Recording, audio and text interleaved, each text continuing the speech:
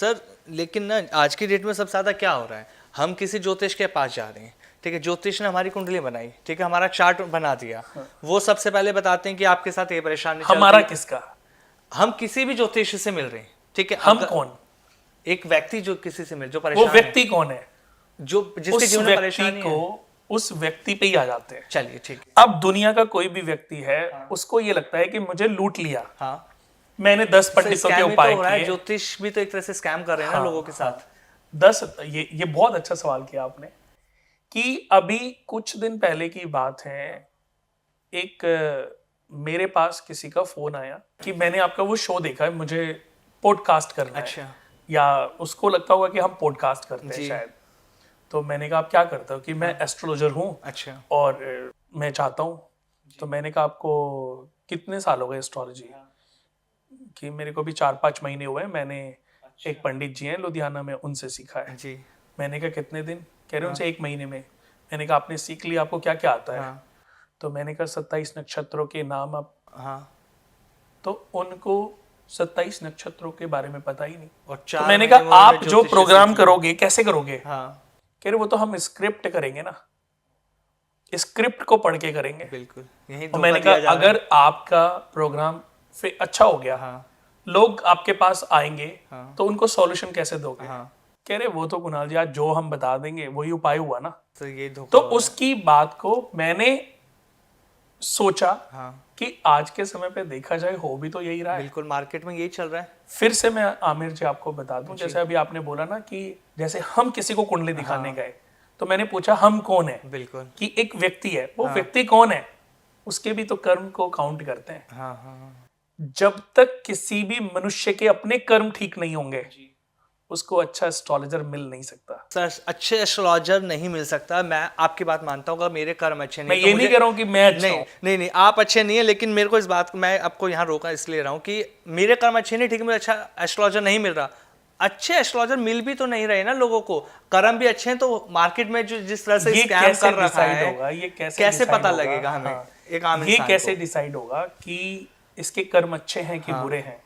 तो मेरा ये सजेशन है कि जब आप किसी जैसे अभी किसी ने पूछा कि आज के समय पे इतना इंस्टाग्राम, फेसबुक, यूट्यूब पे जो चल रही सब उपाय कौन से हैं? हाँ, तो मैंने कही कोई उपाय नहीं है, ये सब भ्रमित करने की चीज है, जी। स्कैम चल रहा है। बिल्कुल। तो फिर हम किस पे विश्वास करें? मैंने कहा किसी भी एक व्यक्ति को आप चूज कर लो हाँ और सिर्फ उसी पर विश्वास करो, उसी की बातों पर विश्वास करो। जी। तो आपके विश्वास से उसकी हर एक बात उपाय में कन्वर्ट हो जाएगी। आपने उसकी बात को सुना, हाँ। आपने उसकी चीजों को अपनी लाइफ में इंप्लीमेंट किया जी। और आपने वो उपाय किए या उनके सजेशन को माना, लेकिन उसके बाद भी आपकी किस्मत में कोई चेंजेस नहीं आ रहे हैं।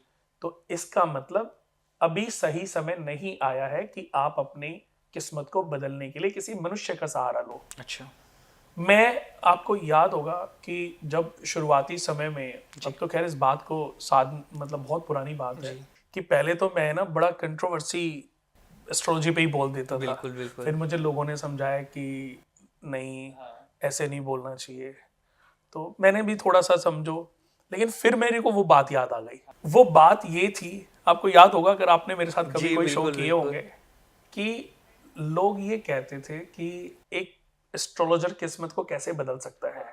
मैंने कहा इस धरती का कोई एस्ट्रोलॉजर किसी की किस्मत को बदल ही नहीं सकता। कि वो कैसे? किस्मत बदलना किसके हाथ में है?